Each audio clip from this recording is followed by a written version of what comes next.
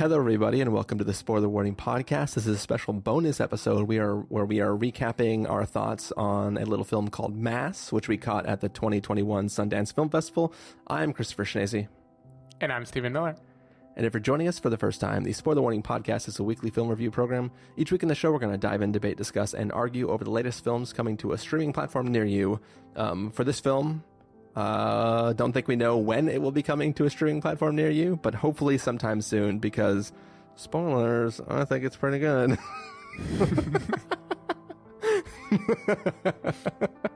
Yeah, I think this is going to be technically Judas and the Black Messiah was the first film that we saw at the festival that we have released an episode for, but that was an officially numbered episode because at the same time that we were doing the episode, the previous weekend had been the official release on HBO Max. So you can check out that episode in the feed, and you can check out Judas and the Black Messiah on HBO Max if you have that. So there you go. But yeah, so this film, hopefully it'll be available to people soon. Yeah, anything you want to say before we get into this episode, Stephen?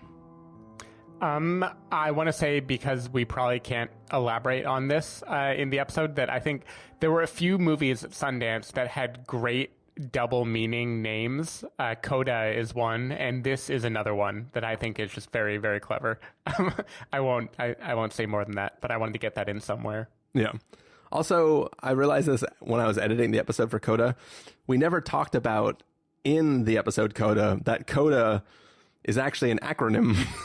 Right. That means child of deaf adult. Yep. and technically I could have done a drop in, but there was never a good spot to put that in. And now is not a good spot to put that either. But we're doing it anyway. Yeah, we're doing it anyways. That's what people tune into the Mass episode to hear.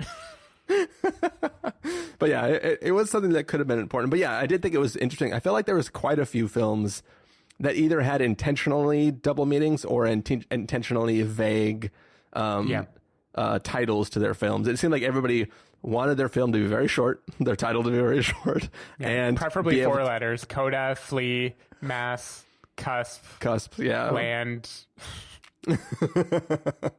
But yeah, this is by far my favorite of the 4-letter films from from the festival. So we're just gonna get started with it, I guess. Mass is a film that, because we don't know when it's coming out, there isn't a trailer that I could find online for it yet. So we're just gonna dive right in. And because I think the film, if you watch this film without knowing much about it, the film chooses to divvy out its true story that it's talking about slowly over time. So from our standpoint, we're not going to talk directly about what it's talking about, but we are going to read the description from IMDb, which vaguely talks about something happening. So keep in mind, if you want to be completely fresh, skip the next 20 seconds. We're going to be very, very vague as we go into our thoughts on the film, but then we're also going to do a spoiler segment where we're free to talk, which for people who are not spoiler averse, you might want to listen to. For everyone else, you might want to come back in a few months when this film comes out for you. But essentially, from IMDb, aftermath of a violent tragedy that affects the lives of 2 couples in different ways is what IMDb is talking about this film. So we're going to start with that. So Stephen Miller, what did you think about Mass? I thought this movie was great. I think in our mini blurb in our Sundance episode, I think I said that this is just a great adult drama, the kind that you don't really see a lot of anymore. Yeah. I would say anymore. I don't know if you ever did, but I feel like it used to be that in any given year, a few of the big hits would be a film that was clearly targeting adults, that was a kind of talky drama or something that was meant to be low to medium budget. And, it's the adult movie. It's the big concept movie of the year or whatever. Yeah. But you know what? Sorry, not to interrupt, but what this kind of is imagine Thanksgiving dinner without the problematic uncle, where all adults at the table are at least mature, and even if they disagree, they can have a coherent conversation about it, and nobody's drinking. That is what this film is. Right. Or the dinner scene in Before Midnight but stretched out basically to a whole movie and being about way heavier topics than love and romance, the way that Before Midnight is doing it. Yeah, I mean, this is a talky film, and I mean this completely lovingly when I say that this would be a fantastic play, and it feels like a play already. Everything down to the way the film is bookended. Basically, like, the talking doesn't really start until maybe 15 or 20 minutes into this movie, and before that, it is all building up to it. It's laying the groundwork. This is the setting. This is where the characters will be. This is where they'll be sitting. Let's prepare you for them to come in. Let's give you just a little bit up front. And then it kind of unwinds at the end the same way, where it's just like, well, the conversation is done. Let's walk off. Let's have a few moments to kind of like release all of the tension and then depart in a way that I feel like would just be amazing in like a dark theater, surrounded by people. Both in the stage sense and in the movie sense. I would take either kind of theater at this point. But this is definitely a film that could be ruined by a Spence. Oh, 100%. Yeah, you do not want Spence in this movie at all. I mean, it has suspense, but you don't want the character Spence. For people who don't, who haven't been listening to all of our 655 episodes, or 656 now episodes, there's a character that we call Spence, who is that guy in the movie theater who is either drunk or high and is just saying incredibly inappropriate, non-on topic, and reacting incorrectly to the movie at all times. Yep. Yeah, you don't want that. This is also not a movie that you want to throw on in a room with a bunch of your friends over, because one of them will ruin it almost definitely. Not by being an asshole, just by... It's a talky film, and it is a film that relies very much on the growing tension of a weighty conversation. And anything that deflates that tension could totally throw it off balance. But I didn't have anything deflating the tension. Even though this wasn't a headphone movie for me, which is usually what lets me keep that tension alive. Like, the dialogue was just so engrossing. And this is a movie that on paper, there was a chance I would not like it at all, because this is a movie that is about what it is about, like, very directly, very clearly. They go in, they're going to be talking about a tragedy. They're going to talk about grief and processing their feelings over the death of one of their children, about each couple, the death of one of their children. And you're going to...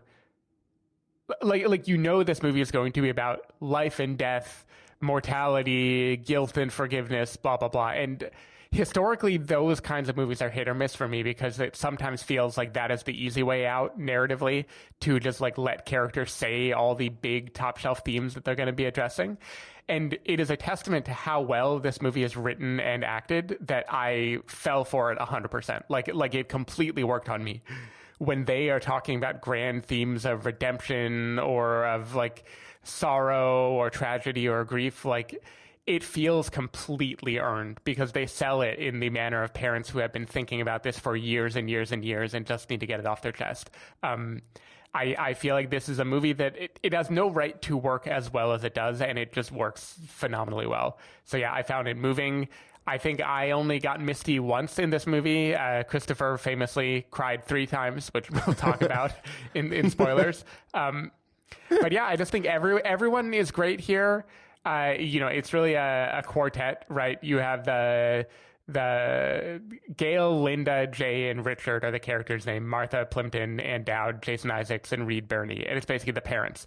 And each of them represent something different, which in spoilers, maybe we can talk a little bit more about how that dynamic shifts between the two couples. But they all stake out a role kind of philosophically and emotionally. They all play it extremely well, and they all have a give and take with each other. And it isn't only couple and couple on the same side. You see like diagonal connections. Like you see times when the mothers relate to each other in a way that the fathers refuse to, and vice versa. And it's just a really, really, really smart, well-scripted movie that, like, the actors sell every heavy emotional moment, and there are many of them.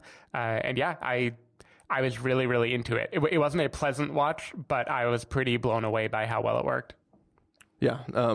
As I've said on, the other recap episode, this was by far my favorite thing that I saw at Sundance this year.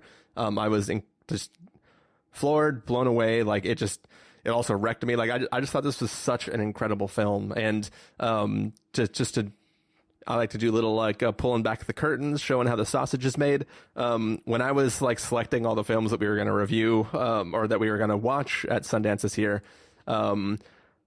I'm just going to read you the first sentence of the description for Mass and let you know when I was like, this is on the list. And it just says, imagine the most dreaded, tense, and emotionally draining interaction you could find yourself in and multiply it by 10. And I said, bye. And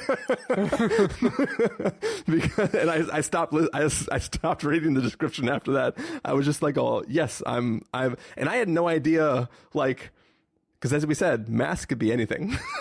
Right? I just saw two people, I assume husband and wife, looking at each other with the face of somebody who just finished crying. And I was like, yeah, I want the most dreaded, tense, and emotionally draining interaction I could find myself in, multiplied by 10.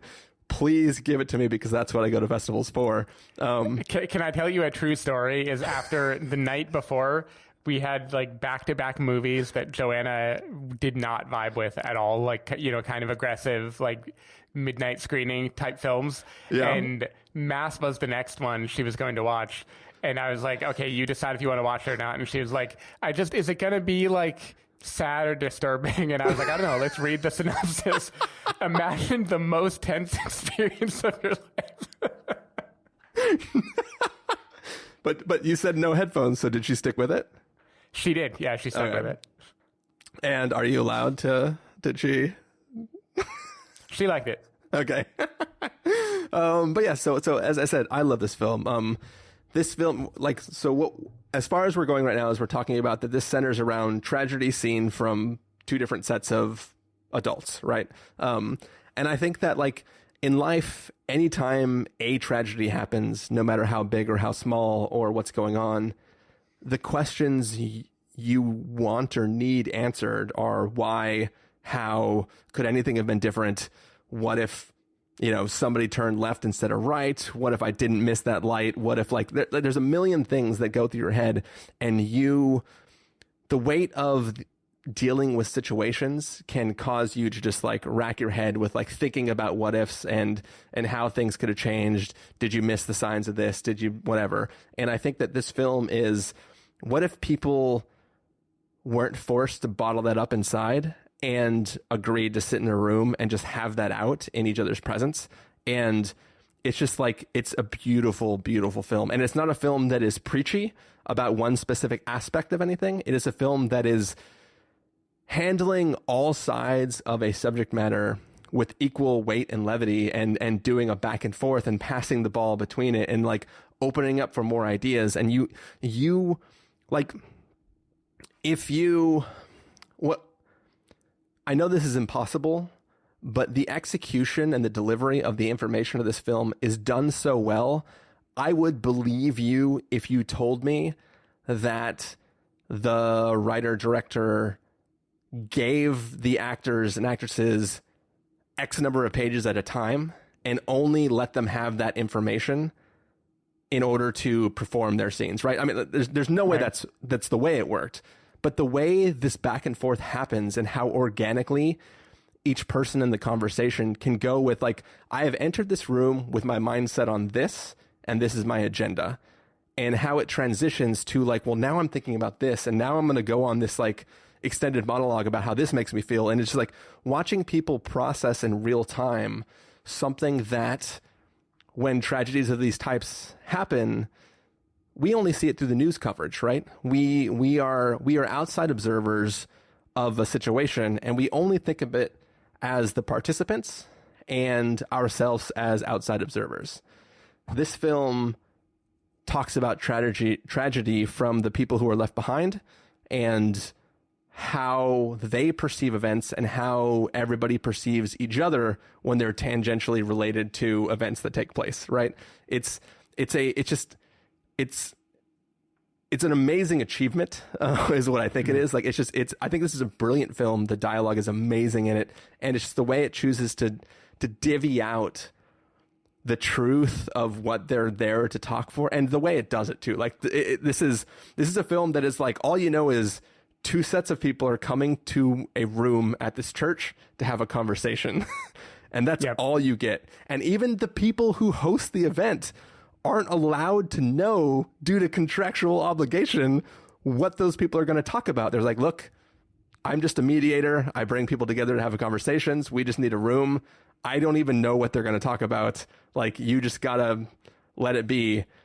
Boom. And then we just cut to inside this room. And as you said, like, this is like one of those things where you're like, where you could do this not one man show. You could do this one scene show or one act play in a giant place with just a table and a spotlight on it. You could do it in like a coffee shop with like an okay crowd, like a high class coffee shop, right? So this isn't going to be like a Starbucks. No offense to Starbucks, but whatever. Like, you could do this anywhere, and as long as the people participating from the audience standpoint are in the mood to see it, it would still have the same weight, because this is just people talking about how they feel and their belief. Like, the other films that that I was referencing negatively during our Minari review, like, the thing that I hate is people not saying to somebody what they feel, like withholding information. This film is all about just let it all out, talk to each other, communicate, say what you mean, intellectually agree, disagree, like bounce around ideas, try to understand what you've been through together. And it's like, man, this is like, in a world where I would have to go through anything that these people are going through, I would wish that I could have this kind of conversation with the other people involved, and it would almost never happen, right? Like, this is just like, it's just an amazing thing what this film is doing. And like, I can't wait for this to be available for everybody to watch, and for me to be able to go back and watch it again. Because one of the things that I'm most regretful about is that, A, this was sandwiched between a bunch of other reviews, and B, it's been 3 weeks or whatever it's been since I've seen it. So it's like, I only know the really big moments in exact detail, because that's the stuff that like stuck with me, just because I emotionally reacted to it so hard.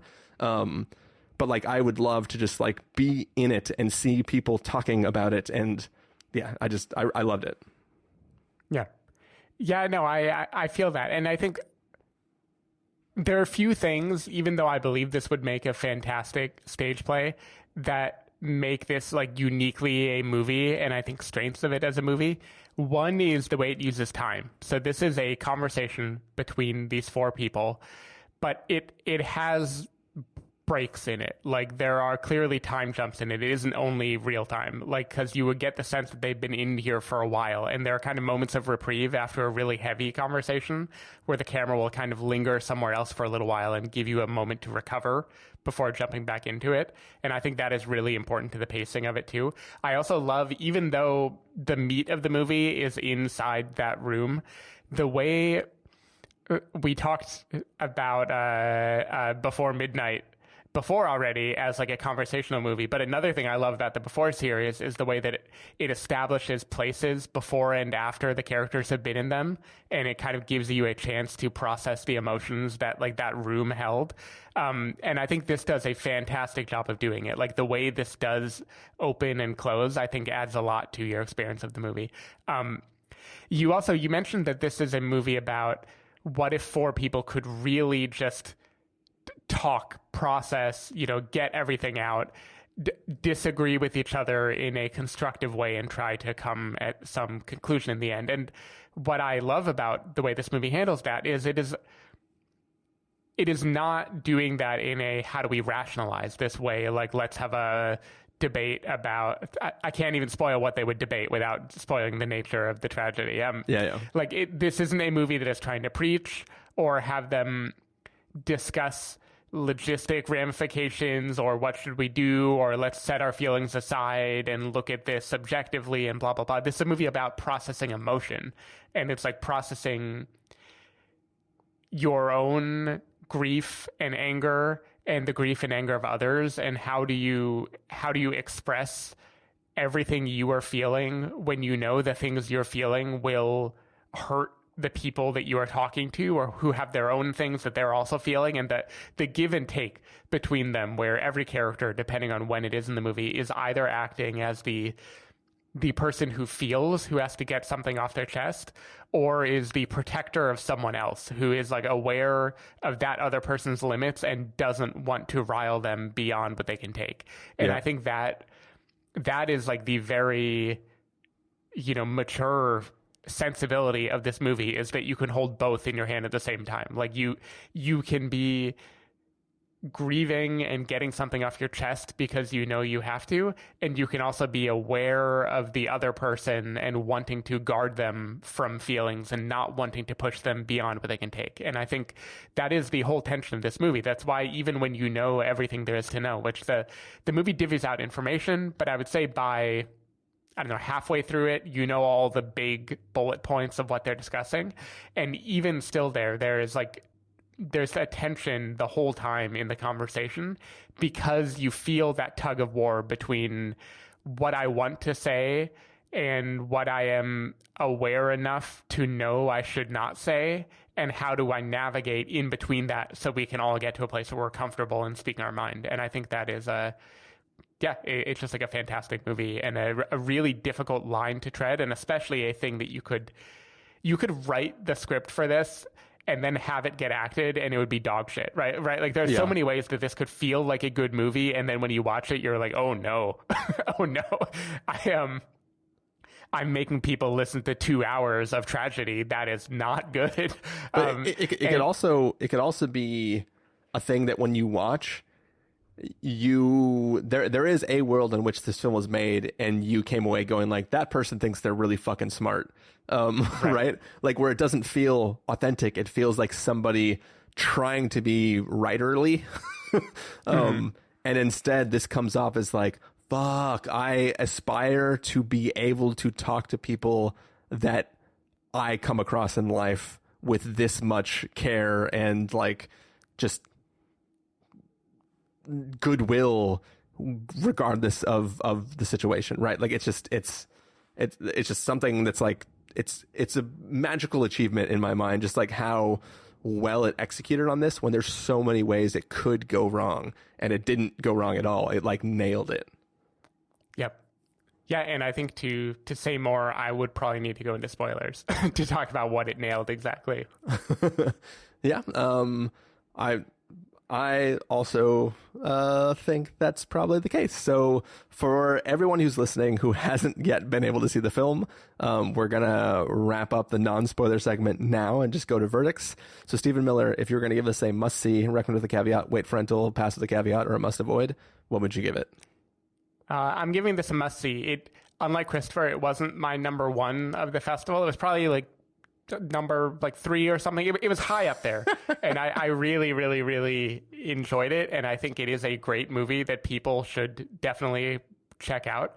The fact that I'm not giving it the number one slot shouldn't detract from that. I just thought there were a few really lovely movies of the fest. I just think this is the kind of movie that you don't see a lot of, and you certainly don't see a lot that are executed this well.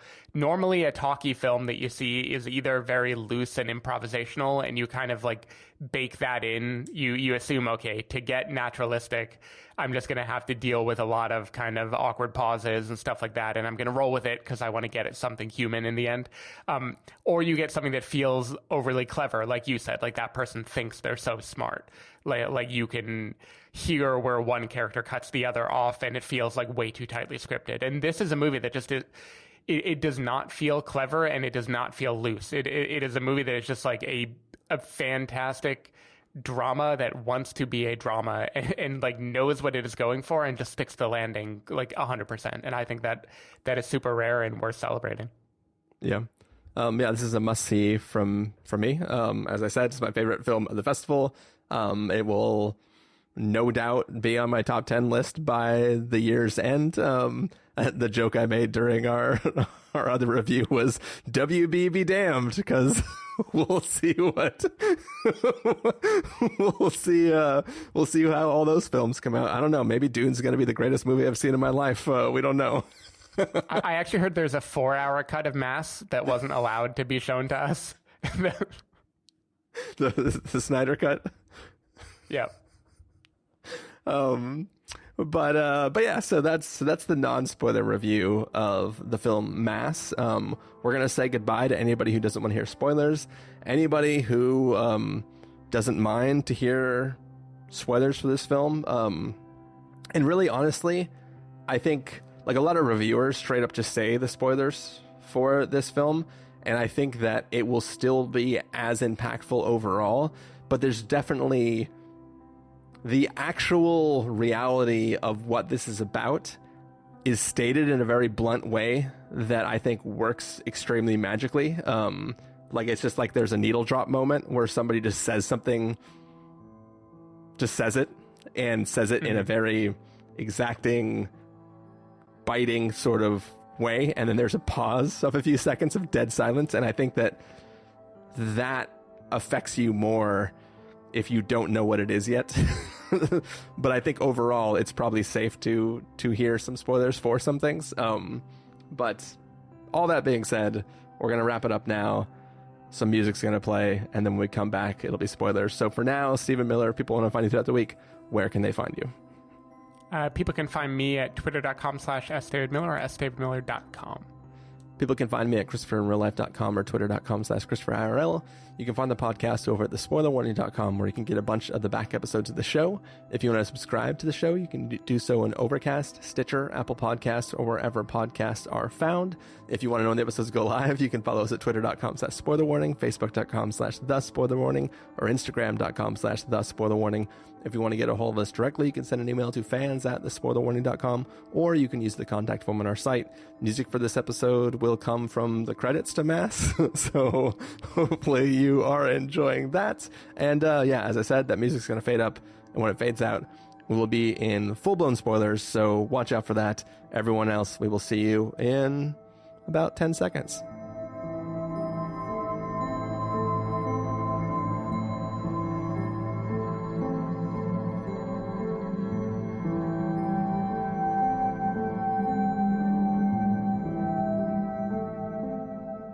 All right, so we are back. This is spoiler territory for our review of Mass. We are talking about full-blown spoilers. So I guess the first thing we should do is talk about what Mass is, and then maybe mention how Mass is revealed, and then we can go on to talk about like whatever other pieces that we want to talk about. So do you want to take it away, Stephen? Yeah, sure. So what Mass is, the real story here is that there was a school shooting that took place a number of years ago, and the parents of one of the victims, I'm going to use the word victim loosely because as the movie is going to make abundantly clear, like everyone should be considered a victim in this movie. But yeah, the parents of one of the victims of the mass shooting are meeting with the parents of the shooter who ultimately shot up, his school and then killed himself. And they are meeting with those parents to maybe not reconcile, though Martha Plimpton says something early in the movie that implies that she is hoping reconciliation is possible, or at least it's a phrase that she's imagining she might get to a place where she can forgive the son, forgive the shooter, basically. And they are having a conversation to try to seek closure or clarity in this event. And that is what's happening. So on the one hand, you have parents who the dad has become kind of a like a pro-gun safety advocate, someone who has become kind of the equivalent of like the parents of the Parkland survivors, for instance. Talking about how like we need safer schools. We can't do nothing. So the father of one of the victims has become kind of an agitator for social change. The parents of the shooter have become the subject of scorn and have kind of withdrawn in society. And yeah, this is a movie about that dynamic, basically. How do the parents of the person that did the killing work with the parents of someone who was killed? And like this movie is as blunt or more blunt than that. I think the line you were referencing is someone saying, "Your son shot my son." That's what we're here to talk about. It's because as this conversation starts, it's not that everybody's being cagey. It's in an intelligent way. It is both people know exactly what they're talking about, so nobody has to say it for the audience. And a person asks a question.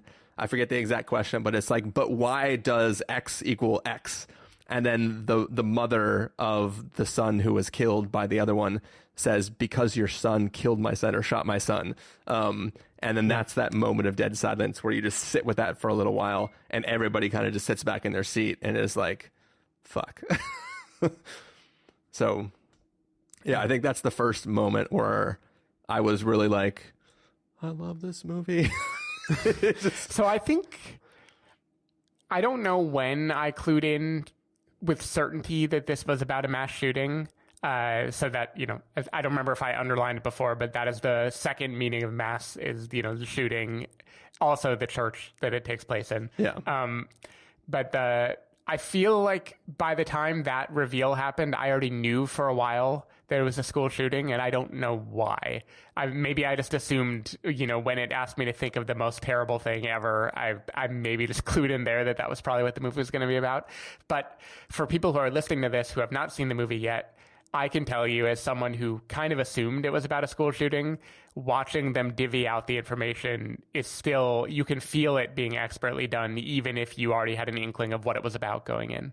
Yeah, I assumed that somebody was dead, but it could have been drunk driving. It could have been a fight that became deadly. It could have been like, there was a million things that in my head it could have been, and I didn't. And that's actually honestly what kind of makes it interesting, is that because it is a mass shooting, there are other families and other victims that are involved in the actual tragedy that takes place. This is just one set of parents on one side and the other set of parents on the other side sitting down to talk. So it's kind of like this film so when we hear about mass shootings and tragedies, the news, as much as they say they're not going to like, we're not going to say the name of the person because whatever, like there's a lot of stuff that happens, but it's still focusing on the body count and the background of the person who did the crime, right? That's, as outside observers, that is what is fed to us. And unless we are very close to the victims, or it's becomes a wide enough thing and there's movements centered around the victims, we don't know what the families are really experiencing, right? And this film is really about, like, let them candidly in private have a conversation that is not for the public, but is for these two individuals in a self-contained space where they don't have to say the right thing. They can be vulnerable and say something that could be wrong or misconstrued and then backtrack a little bit. Like, this isn't a thing where it's like, I've written this down so that I can say it to the world. This is people in I mean, obviously somebody wrote it down. Right. But from our standpoint, we're watching people who are in real time dealing with something that they have only dealt with separately, and now they're together dealing with it. And it just makes it so much more, it broadens the scope of what's being talked about and makes it a more personal thing for these groups of people to talk about. And it makes you think about, like, when somebody does something horrible, it also affects the people who they didn't victimize, right? Like, the parents of the shooter also go through something, and their lives are torn apart and their lives are ruined too. And, like, it's not like this film is trying to make you be like, hey, feel sorry for the person who did all the heinous acts, but it is, like, expanding the scope of what you think about in tragedy to other people who also hurt and hurt in a different way. And I found it incredibly compelling. Yeah. Yeah. And one thing that kind of struck me there is the relationship that, like, everyone is very interesting in this movie, right? Like, all four of them are grappling with something in their own way. But I think the parents of the shooter are probably the most interesting to dwell on, because the other parents, you know, as you said, this is them sitting down to have this conversation for the first time. They've written letters back and forth, so they've talked somewhat to each other before, but this is them actually behind closed doors talking things out. and there's a catharsis that they're seeking in the end. Like, they want to get to the heart of something. And when the conversation ends, they have reached that. It'd be too simple to call it closure. Probably that's a wound that is going to reopen, and we reopen for a long time. But they end the conversation in a place that feels like they've hit some kind of peace. For all everyone, quote, learned in this movie, the parents of the shooter might walk out that door and have to have the same conversation with another couple a week later, and there will be no shortcuts. There will be nothing that they learned from this conversation that will apply to the next one, because it doesn't get to be about them. It is about helping the others process their grief and just being there to help explain what they can. And that was kind of the extra heartbreaking thing to me, is as much as the parents of the shooter are hurting in this movie and trying to be open and trying to talk through, how did I raise him? Did I do enough? Did I not do enough? What could I blame? Why did I react the way I reacted? They're processing that for the benefit of the others, and no one else will get to see that, and they don't get to have peace from it. And that just seemed very interesting to me. Yeah, because the family of one of the victims, if they arrive at a place where they're like, I'm free, I'm done, let's go home and stop at the Applebee's next to the hotel, and like they're done. But the family of the shooter never gets to, unless they can have this conversation with the same success with every other person. Even then, because people who weren't even related to any of the victims are still going to be sending them hate letters and tweets and all sorts of stuff like that, right? So it's kind of like they literally never have a break from this. They can only walk out of the room with one best case outcome possible, and then repeat the process forever. Yeah.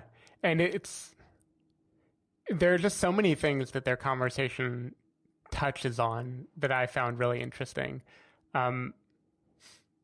One of them, which again, these are the kind of big ideas that like could not land at all. Like they could be offensive or cheesy or so many things depending on how well it handled them.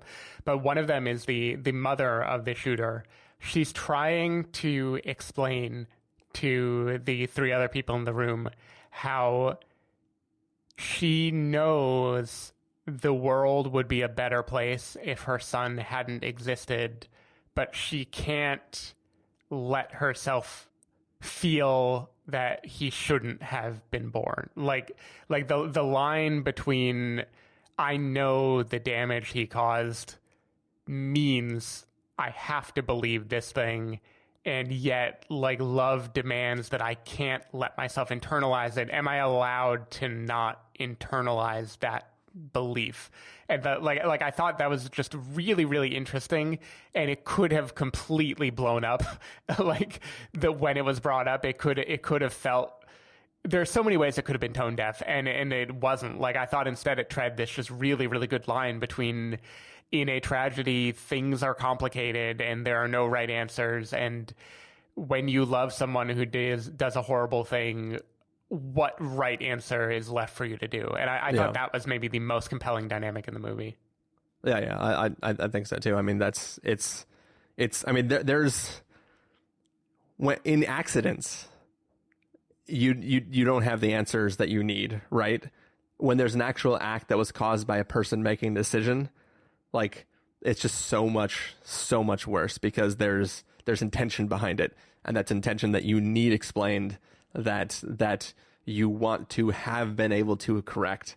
And there's guilt associated with it, there's hate associated with it, there's love that's associated with it. Just it's really, really interesting. Yeah, I think that point of her feeling comes back into play the third time that I cried, which is when everybody has left and said goodbye, and the mother comes back, the mother of the shooter comes back, and like privately with her husband no longer present, tells a story about a time where she saw the violent side of her son and wanted, like, it was an interaction where he told her to leave, otherwise he would beat the shit out of her. And she says she wishes she would have stayed so that she could feel physically what she feels emotionally, and like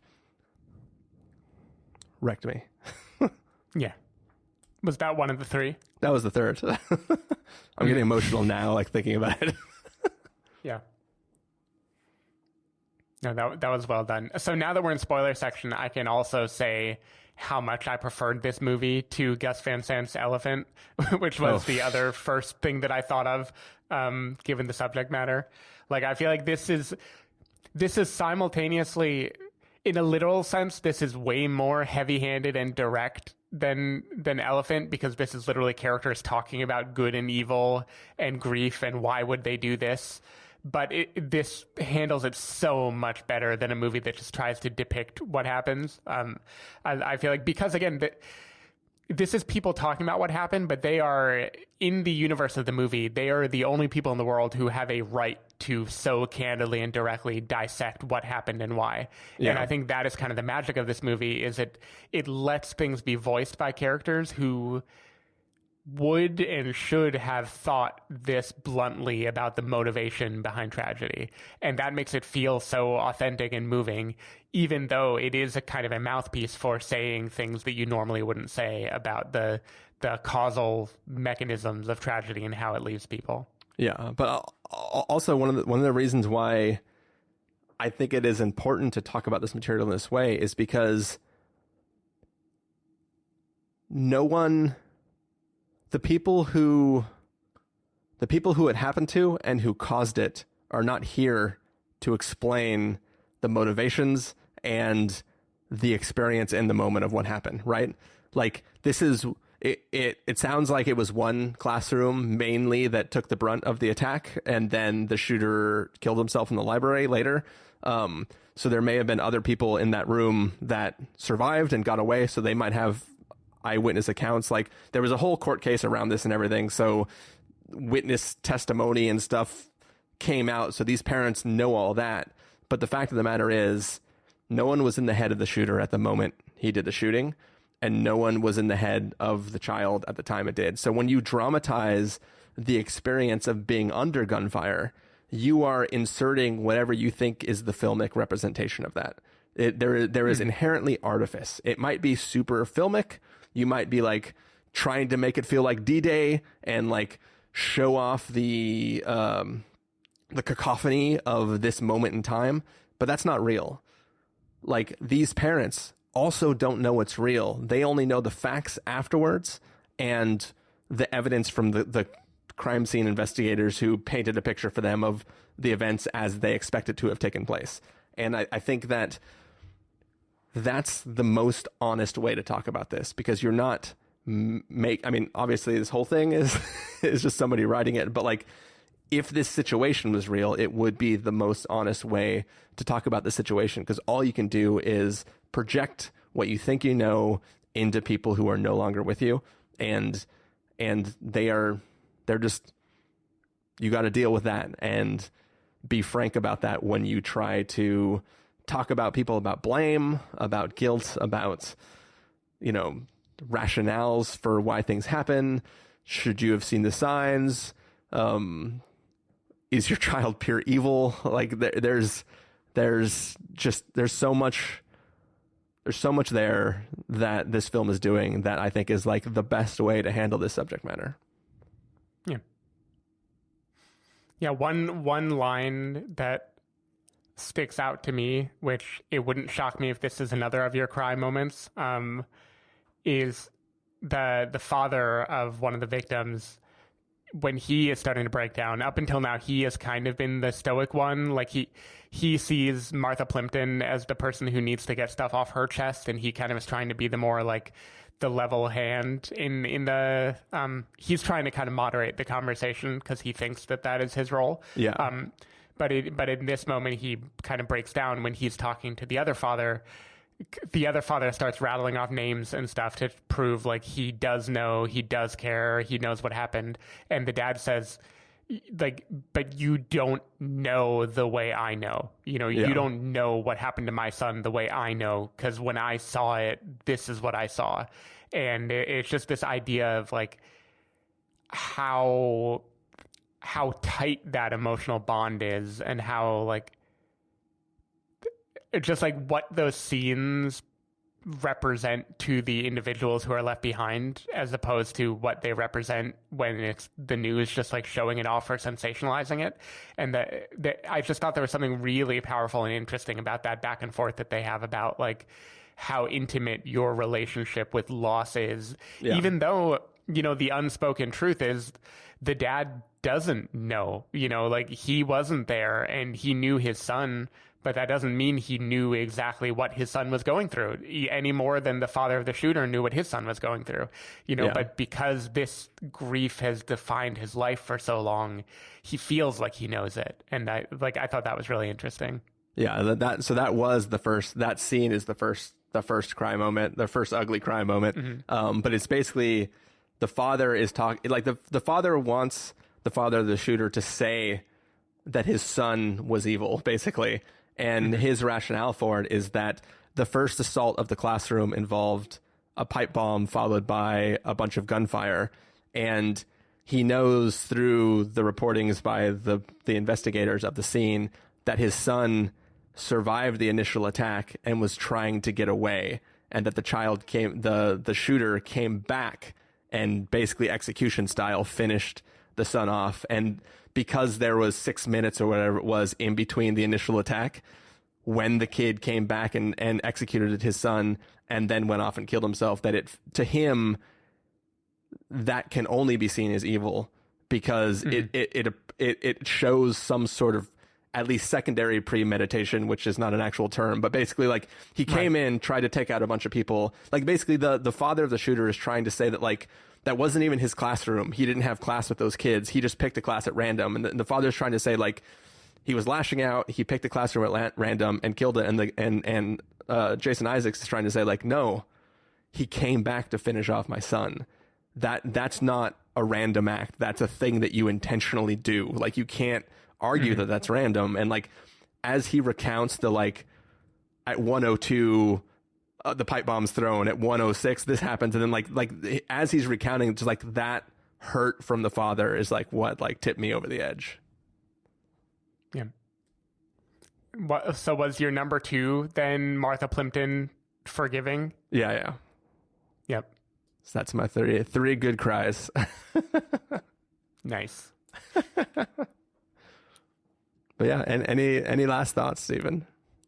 Only that they're in the kind of ebb and flow of this movie because the conversation starts with them just wading into it, talking about their showing pictures, you know, talking about the kid's childhood and everything, and then wading into the details of the tragedy and what the loss means for the parents of the victims. And then it gets to a place where the parents of the victims feel sympathy for the parents of the shooter because they start talking about, you know, I wasn't allowed in the school until this time. When I came home, I didn't know what was going on. I tried to see the body. I couldn't. And I thought it was interesting seeing the exercise of the parents of the victims having to sympathize with the parents of the shooter. And it made me wonder in real life if these conversations have happened. Like, how often does that reconciliation process actually occur in real life? And if it did, if it were publicized in any way, would people acknowledge it as a complicated situation, or would they see it as, like, basically would media distort it the moment it actually became a public thing versus this private kind of imaginary conversation people had? Because I felt sympathy for everyone in this movie, you know, and I wonder in real life how that would go, or if we even have the capacity to feel sympathy on that level. So I have heard of studies done where there are actually programs that are meant to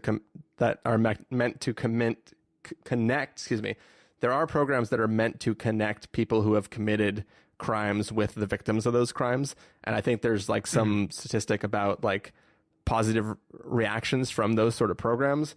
If I would have known ahead of time that we were gonna like approach this topic, I would have tried to dig up those statistics. But I know that there are people who are really, really fond of this sort of interaction and who are fighting to make it more of a thing that, like, I don't remember if it like lessens sentencing or if it's like a thing that's like, if you can get some sort of interaction, like with the people who you've affected. It helps with something like both sides are basically improved by that experience. But yeah, it's definitely a thing that's out there that people are strong proponents of. Yeah. Cool. Sweet. Well, that's it. That's our spoiler conversation of Mass. So hopefully everyone enjoyed that, and we'll be back in the future with more reviews, probably of stuff that's actually out for everyone. Yep. Bye.